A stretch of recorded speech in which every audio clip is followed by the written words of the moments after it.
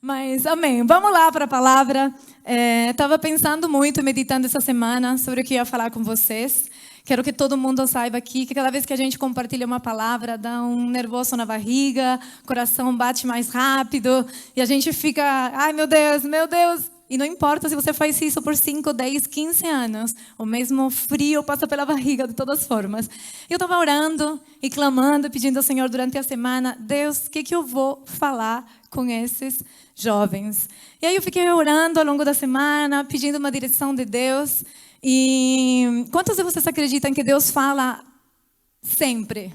Levanta sua mão. Eu creio que Deus fala sempre. É que algumas vezes a gente pensa que Ele fala somente através de Oi, Grace, tudo bem? E Deus fala sim, de forma audível. Mas Ele fala através da sua palavra, Ele fala em momentos de oração, Ele fala através de alguma pessoa. E Ele fala também nas coisas que a gente vivencia no nosso dia a dia. Amém? Então, isso que é a primeira coisa que eu queria que você saísse daqui, desse culto, com certeza no seu coração. Deus fala com a gente. E vocês precisam ter essa convicção, de diversas formas, mas Ele fala com a gente. E quantos de vocês conhecem essa música que fala assim? Eu te vejo em tudo. Na, na, na, na, na, na, na. Eu não vou cantar porque eu não canto bem, mas esse louvor fala que eu te vejo em tudo. E isso tem sido uma perspectiva que eu tenho tentado trazer para a minha vida e enxergar Deus em tudo.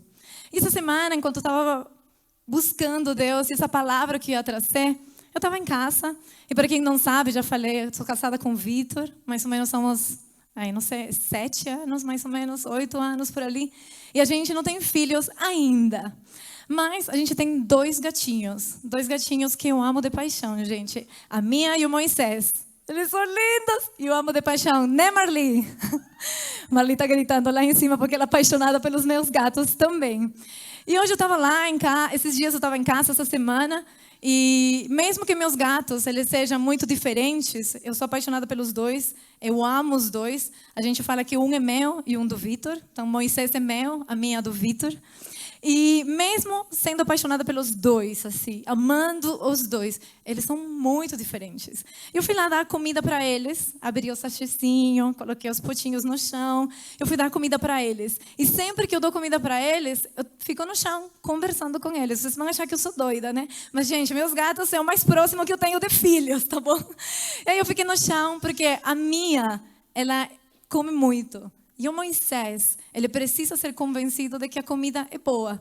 Então eu sinto lá no chão, e aí eu vou falando com Moisés. Moisés, está gostoso. Come, Moisés, está gostoso.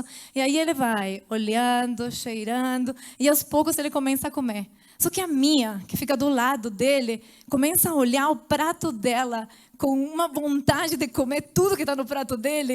Aí eu falei, Mia, calma, você já tem o seu prato, está aqui o Moisés. E ela ficava comendo e olhando para o prato do Moisés.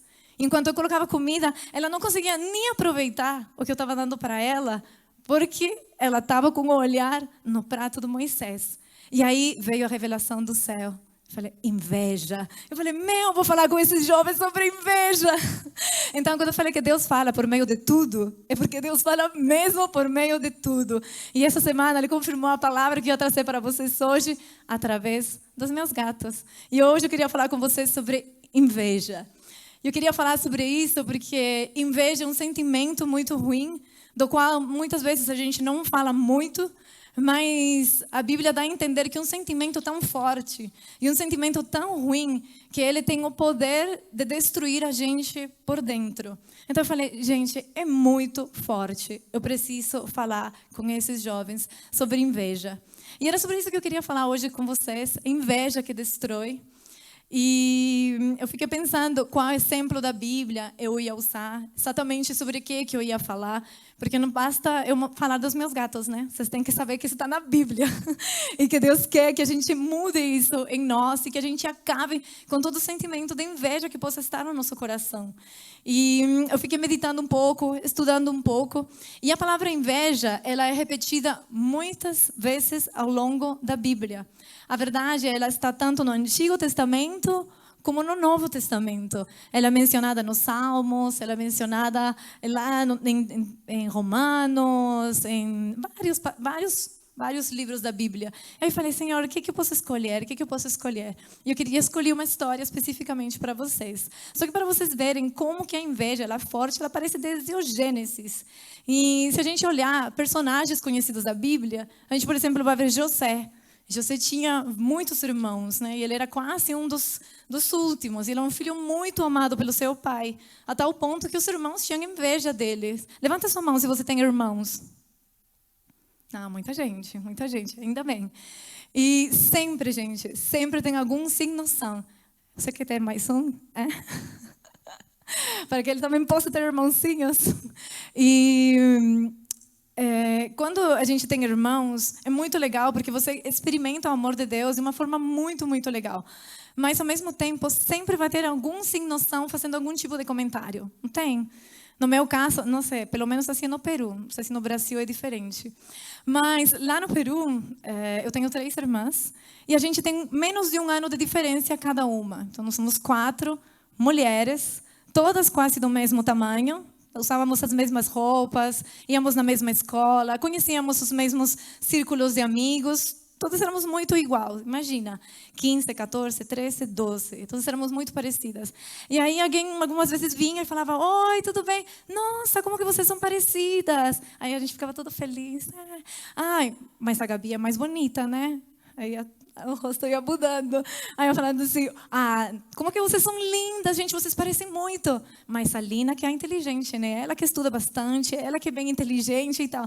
E era inevitável você começar a olhar para seus irmãos, as suas irmãs, no meu caso, né? E começar a me comparar com elas. E aquilo ia gerando uma coisa muito ruim em nós, né? Algumas vezes a gente estava junto, tios, vizinhos, amigos, chegavam para meu pai, para minha mãe e falava, nossa, como que suas filhas são lindas, elas são muito bonitas. Quando era pequenininha, né? E aí eu falava assim, ai, mas essa aqui come mais do que todas, né? Porque eu tenho uma irmã que era um pouquinho mais fortinha.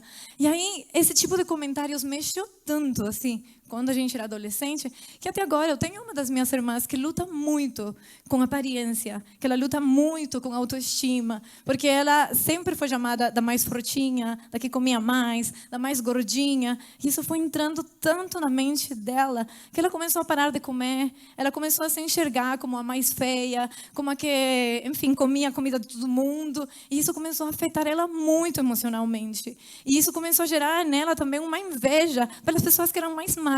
Eu quero ser assim, eu quero ser assim, eu quero ter isso, eu quero usar essa roupa. E chegou a ser tão obsessivo que isso já passou muito tempo, mais de 20 anos, e ela continua com problemas de anorexia, bulimia, porque uma coisa que foi colocada no coração dela lá atrás, quando ela era adolescente, mais nova do que muitos de vocês, 12 anos, 11, 13, 14, alguns aqui ainda têm 14, eu acho. E aí era tão forte esse sentimento que foi destruindo ela por dentro. E não foi diferente com os personagens que a gente vê na Bíblia. José, ele tinha os seus irmãos. Os seus irmãos começaram a sentir uma inveja muito grande, porque o pai o amava tanto, cuidava tanto dele, que os irmãos começaram a ficar com inveja. E depois ele foi vendido. A gente conhece um pouco a história. Mas não é o único episódio na Bíblia, tem muitos episódios. E eu separei um específico para falar com vocês, que é o episódio entre Saul e Davi. Todo mundo já sabe mais ou menos quem são os personagens? Sim. Essa passagem se encontra, se você quer buscar na sua Bíblia, ler um pouco, meditar um pouco nela, está em 1 Samuel, capítulo 18. E essa história me marcou muito, porque quando eu estava estudando sobre inveja, para poder falar com vocês, o título desse capítulo, pelo menos na minha versão da Bíblia, fala A Inveja de Saul. Em algumas outras versões fala Saul sente inveja por Davi. Então, uma coisa muito forte. Ao longo do capítulo, ele vai falar como essa inveja surgiu e o que essa inveja gerou em Saul de uma forma tão forte que foi, de fato, destruindo ele por dentro. E eu queria falar hoje com vocês justamente sobre essa história, porque eu creio que é um sentimento forte, é um sentimento destrutivo e um sentimento que muitas vezes a gente não percebe do que a gente carrega. E a gente vai ler daqui a pouquinho um pouco. Vitor, minha colinha está ali. Se você puder pegar para mim, só para não me perder, por favor. Olha, que lindo o Vitor, gente. Vamos ter uma salva de palmas para o Vitor aqui, ó, meu amor. Muito obrigada. Ele deve estar me odiando agora. Mas, irmão, me apoie. Acho que a Casey, igual que o Bafume, a Casey fica atrapalhada das pregações do Bafume. O Vitor faz o mesmo comigo. Mas, olha, eu sou muito moderna, viu? Eu escrevi um papelzinho hoje, esqueci meu caderno, aí meu celular estava por ali e tal. Aí falei, eu vou escrever mesmo. Mas, opa, um minutinho. Nosso palco foi reduzido, então vou tentar me organizar aqui na mesa. Eu vou, acho que melhor, era só a colinha, Vitor. Vou ler daqui da minha Bíblia, que acho que isso é mais fácil. 1 de Samuel, capítulo 18.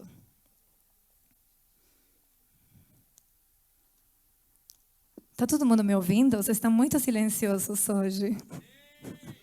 O silêncio de vocês está me deixando um pouco nervosa, viu, gente? Mas vamos que vamos, Deus é bom. 1 de Samuel, capítulo 18. E fala assim, ó. Depois dessa conversa de Davi com Saul, surgiu tão grande amizade entre Jonatas e Davi que Jonatas tornou-se o seu melhor amigo. Daquele dia em diante, Saul manteve Davi consigo e não o deixou voltar à casa de seu pai. E Jonatas fez um acordo de amizade com Davi, pois se tornara o seu melhor amigo.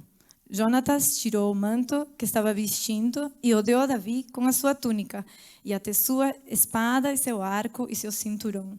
Tudo o que Saul lhe ordenara, Davi fazia com tanta habilidade que Saul deu um posto elevado no exército. E isso agradou a todo o povo, bem como aos conselheiros de Saul.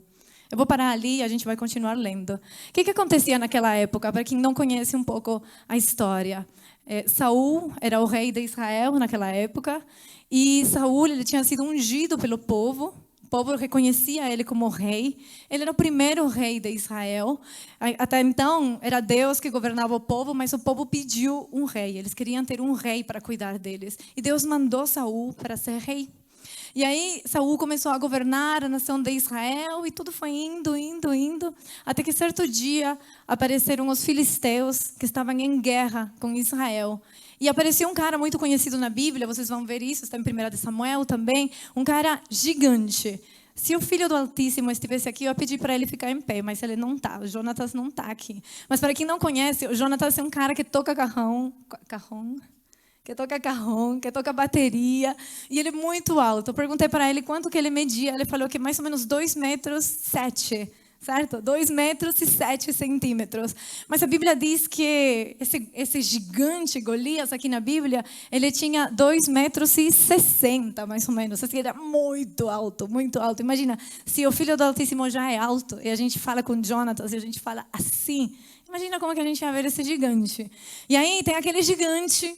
Ele começou a desafiar Israel, Saul, o rei, e ele falou, eu vou destruir Israel. E aí ele se apresentou diante de todo o povo de Deus, e ele falou assim, se alguém puder me destruir aqui, eu vou ser escravo de vocês. E aí, o que aconteceu com o povo de Deus? Longe de falar, vamos lá, Deus está com a gente, vamos em diante, eles ficaram com muito medo. E a Bíblia diz que isso aconteceu por 40 dias aproximadamente. O gigante ficava lá na frente das tropas e ficava cutucando eles e ficava desafiando eles. E ninguém ia lá na frente e falar, eu vou lá no nome do Senhor e vou destruir esse gigante. Não tinha. Até que Davi apareceu no meio da história. E Davi, sendo um filho, o último de todos, não me lembro quantos filhos tinha Jessé, acho que eram 8, não me lembro. Mas ele tinha muitos filhos e Davi era o último deles.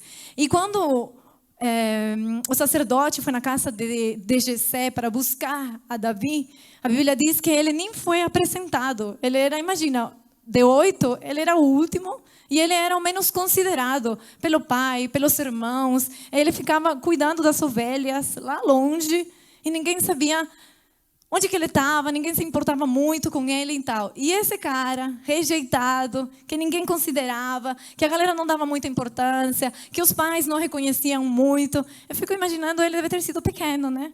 Certeza que ele não era grande, certeza que ele era pequeno. A Bíblia diz que ele era ruivo. Então, possivelmente, eu gosto de ruivo, mas lá na Bíblia parecia que não era uma coisa muito boa naquela época. Então, falava que era ruivo, que não era grande como os irmãos, não era forte como os irmãos.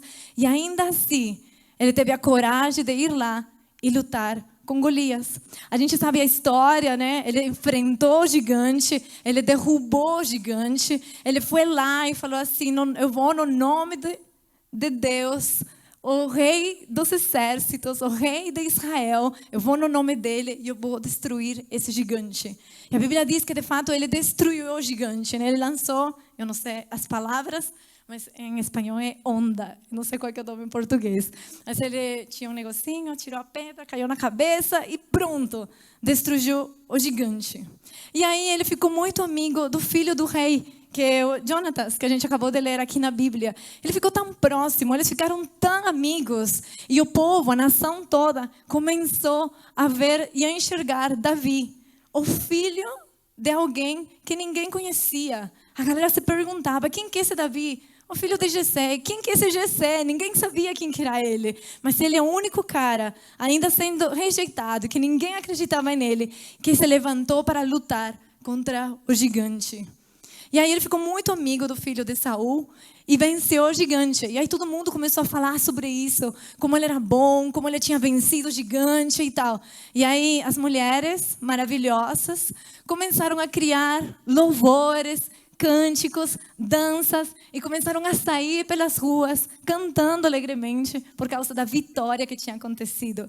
Eu imagino as mulheres rolando, falando E aí qual que é a frase famosa que eles falavam? Eles falavam: Saul derrotou milhares, Davi derrotou centos de milhares. E as mulheres cantavam e dançavam pelas ruas. E isso começou a encher o coração de Saul de muita inveja.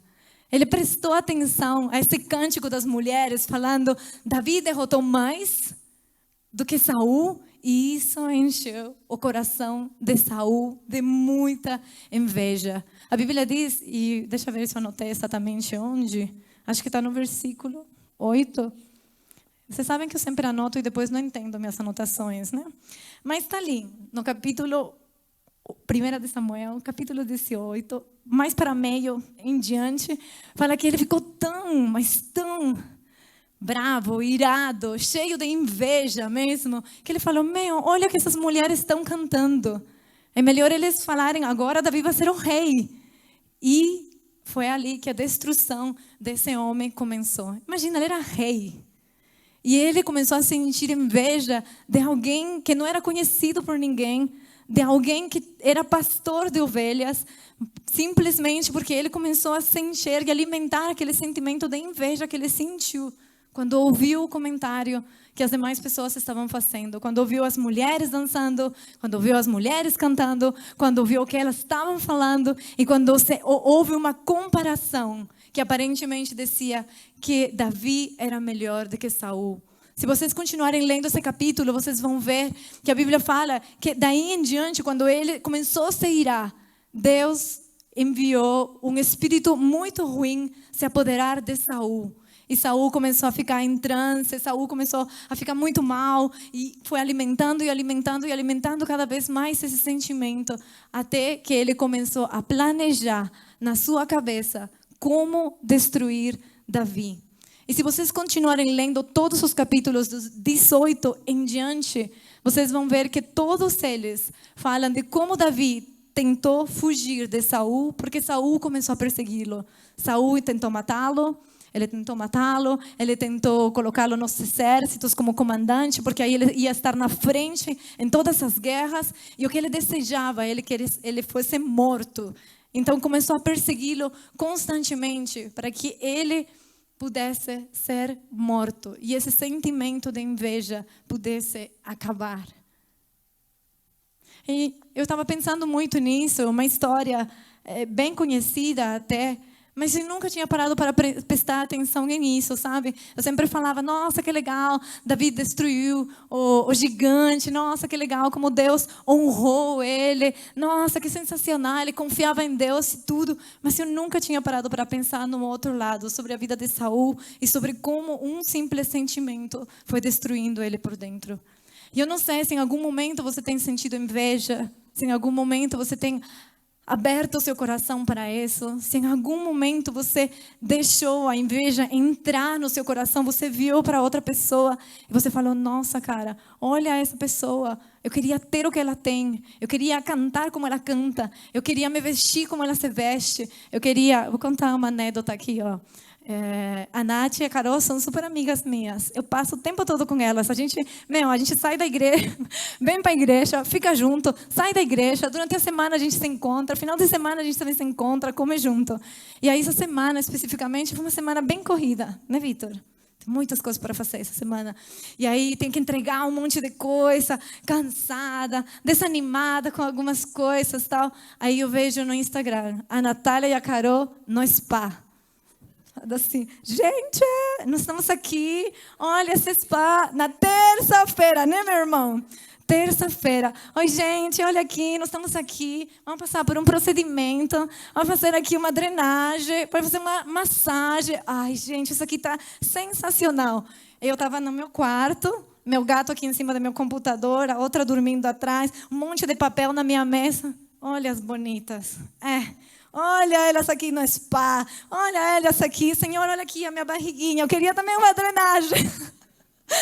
E aí eu comecei a olhar para isso. E quero deixar bem claro. Elas acabaram de voltar de uma viagem de descanso da semana passada. Aleluia! E aí eu fiquei olhando isso assim, ai Senhor, eu queria tanto poder ter isso.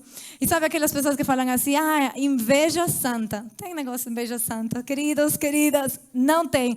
Mas é uma mentirinha branca. Não tem mentirinha branca. Então não tem mentira branca, não tem inveja santa, é inveja, inveja. Falei, Senhor, abençoa as minhas amigas, que elas ganhem muito mais, que elas me deem de presente um dia. Pronto. Fica a dica. Não, mas é que eu estava muito refletindo sobre isso nessa semana, né? E aí eu fiquei pensando naquele rei e no que ele sentiu. E como no nosso dia a dia, algumas vezes a gente vê as histórias da Bíblia e parece tão distante, né? Um rei, um exército, um gigante, né? Coisas assim que você fala, no meu dia a dia. Mas no nosso dia a dia é nas pequenas coisas. É na amiga próspera, é no namorado mais bonito, é em um gato X. É muita coisa que a gente vai olhando e vai se pegando dessas coisas. O Vitor e eu queremos ficar grávidos há algum tempo. Quando você está tentando engravidar e não consegue por algum motivo, todo mundo na sua volta fica grávido. É a irmã, é a amiga, é parente, todo mundo fica grávido. Fala, amém, Jesus, amém, Jesus, amém, Jesus, vai chegar a minha vez. Então é nas pequenas coisas. E eu estou tentando falar assim de uma forma bem prática com vocês, para que vocês entendam que o evangelho que o Senhor deixou aqui para nós é para o dia a dia. Sabe, não é para ficar, algum dia, quando me encontrar com o gigante, eu vou falar, eu vou no nome de Jesus. Não é isso, gente. A gente tem batalhas, gigantes, problemas, lutas, todos os dias. Então comece a enxergar Deus em tudo. Comece a enxergar essas lutas também em tudo. E comece a trazer a Bíblia e as verdades bíblicas para o dia a dia. E ver como você pode aplicar isso no seu dia a dia. E aí tem uma passagem muito legal.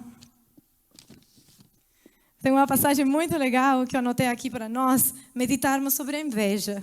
Porque, o livro de Provérbios, ele é maravilhoso. E olha o que fala lá. Provérbios 14:30. Quero deixar aqui bem claro que eu amo as minhas amigas e fiquei feliz que elas foram no spa e que foram de férias também, tá bom? E vou explicar como lutar com a inveja já já. Vamos lá.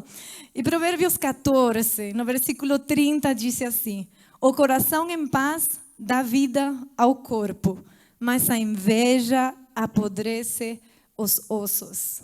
A Bíblia diz que apodrece os nossos ossos. Em algumas versões que eu estava lendo um pouco, falava que a inveja causa praticamente câncer, porque é uma coisa que vai destruindo a gente por dentro. Então imagina, a inveja, um sentimento que pode estar dentro das nossas emoções, no nosso coração, na nossa alma, tem o poder para destruir os seus ossos, tem o poder para destruir o seu corpo.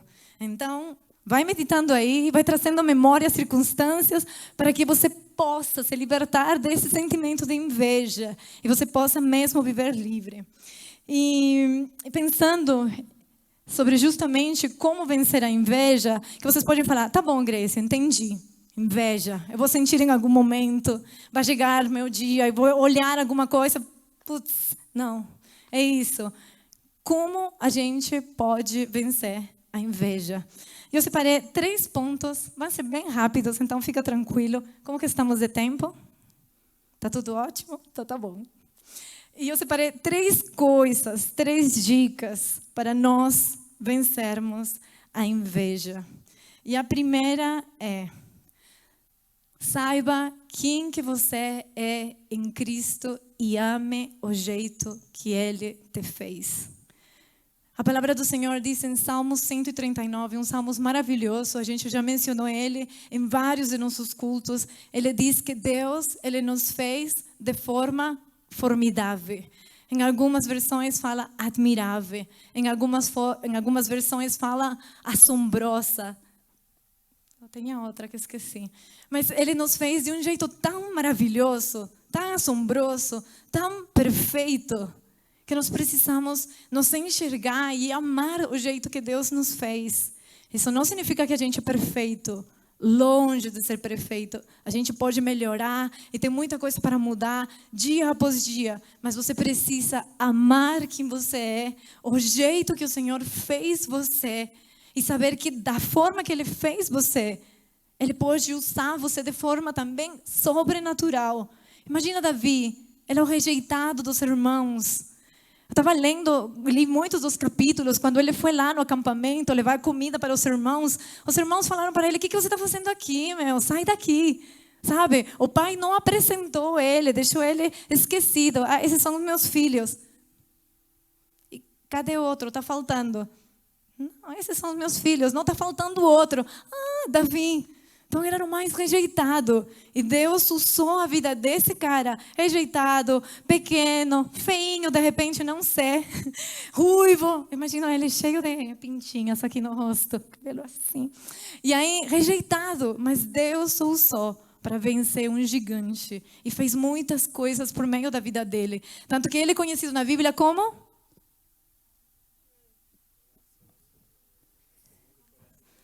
Isso, meu amor. O Vitor está meio tímido aqui, né? Mas ele falou, é conhecido como o homem segundo o coração de Deus.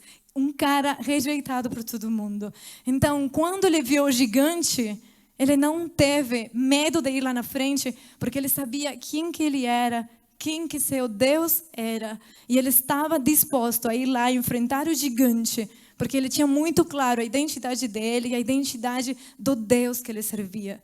Então, esse é o primeiro conselho para nós. Leiam Salmo 139. Ele é maravilhoso. Fala coisas muito bonitas no Salmo 139. Mas o que eu queria fixar é essa. Você foi feito de forma assombrosa. Você foi tecido. Falei certinho. Tecido cuidadosamente por Deus enquanto você estava no ventre da sua mãe. E Ele fez você de forma perfeita. E Ele pode usar a sua vida de forma maravilhosa. Amém? Então, a primeira coisa para vencer a inveja, saiba quem você é, quem o seu Deus é e ame o jeito que Ele fez você. Segunda coisa que eu coloquei aqui. Alegrem-se com os que se alegram. Isso é o que a Bíblia diz. Botei aqui, ó, quem quiser estiver tomando anotações, está em Romanos 12, no versículo 15. Quando você vê algum dos seus amigos, algum familiar, algum vizinho, algum colega da escola, do trabalho, seja o que for, e você vê aquela pessoa conquistando coisas, sabe? Aquela pessoa crescendo profissionalmente, crescendo financeiramente, alegre-se com os que se alegram, a Bíblia diz. Então, celebre as vitórias daquela pessoa. E foi o que eu fiz quando eu estava falando da Natália, da Carol. Eu vi, ai, Senhor, como eu queria. Amém, Jesus. Amém, glória a Deus. As meninas trabalham pra caramba. As meninas estão acordadas na noite, algumas vezes. No final de semana estão aqui, estão se dividindo. Algumas vezes nem conversam com a gente, o que está respondendo mensagem toda hora do Instagram. Então, amém, Deus abençoa as amigas. Então, alegrem-se com os que se alegram. Se você começar a olhar aquelas vitórias e falar, nossa, que raiva. Nossa, Deus, como o Senhor abençoou e a mim nada. Eu estou aqui trabalhando, estou aqui fazendo isso, o outro. E o Senhor nada de me prosperar, nada do Senhor fazer nada. Alegre-se. Alegre-se com as conquistas das pessoas na sua volta. Quando a inveja chegar e você olhar, fala, Senhor, amém, abençoa essa pessoa. Não reclame, sabe? Não deseje o mal para aquela pessoa. Alegre-se com aquela pessoa. E o terceiro ponto que eu tinha colocado aqui é: seja grato com o que você tem hoje. Eu amo Paulo, a gente tem muitos livros que ele deixou para a gente, e a gente sabe que Deus fez muitas coisas através de Paulo. E há uma passagem que está em Filipenses, acho que eu anotei essa, deixa eu abrir. Tem uma palavra em Filipenses 4, muito conhecida, mas muito poderosa. Paulo, o que acontece? Paulo era um romano. Em algum momento da sua vida, ele teve muita grana, muito poder, muito tudo. E ele tinha direito a muitas coisas, porque ele era romano. E naquela época, quando você era daquele, como que eu falo? Daquele clã, não clã, mas daquela elite. Linhagem, elite. Não ouvi o que você falou. Tribo. Você tinha tudo que você podia querer naquele momento, sabe? Você era reconhecido, você era especial e tudo. E não era diferente com ele, ele tinha muitas coisas. Mas à medida que ele foi pregando o evangelho e falando mais de Deus e implantando igrejas e tudo, ele foi perdendo muitas coisas. A gente sabe que ele foi preso muitas vezes e ele perdeu tudo que ele tinha por causa do evangelho. E em Filipenses 4, ele fala uma frase maravilhosa que nos abençoa muito. Ele fala o seguinte: sei o que é passar necessidade e sei o que é ter fartura. Aprendi o segredo de viver contente em toda situação. Seja bem alimentado, seja com fome, seja tendo muito ou seja passando por necessidade. Tudo posso naquele que me fortalece. Então Paulo, ele diz que ele aprendeu a viver contente em toda circunstância. Ele aprendeu a viver feliz com muito e ele aprendeu a viver feliz com pouco. Ele aprendeu a ser feliz tendo fartura, um monte de coisas, as melhores comidas, os melhores lugares para morar, tudo. Mas ele diz também que aprendeu a ser feliz passando fome. Então, eu não sei qual que é a situação de você, o que tem passado na sua vida, o que você tem sentido, o que você tem visto e como você tem enxergado as coisas. Mas a Bíblia diz que a gente pode e deve dar graças em todo momento. Então, o terceiro ponto é: seja feliz com o que Deus deu e colocou na sua mão hoje. E quero deixar bem claro que aqui eu não estou falando que você precisa ser mediocre e se acostumar com o que você tem hoje. Não, pelo contrário. Você tem que sonhar. Você tem que ter o desejo no seu coração de crescer, de alcançar coisas, de surgir, de avançar. Isso é muito válido. Mas você precisa aprender a ser grato com o que você tem hoje. Seja com muito, seja pouco. Seja muitos amigos que Deus deu, sejam poucos amigos que Deus colocou. Seja muito recurso financeiro, seja que você está quebrado o tempo todo. Seja a situação pela qual você está passando hoje, seja grata a Deus. Agradeça a Deus pelo que Ele te deu. Seja obediente, seja grato, seja fiel com o que Ele colocou na sua mão, sabe? Eu creio de verdade, eu estava falando, não me lembro com quem, acho que com a Gi. Eu falei, Gi, quando você dá espaço para seu coração se encher de gratidão, é a porta para você ver o amor de Deus. Então nós precisamos aprender a ser gratos. Não se contente com ter pouco, mas aprenda a ser feliz e a ficar contente com o que Deus colocou na sua mão.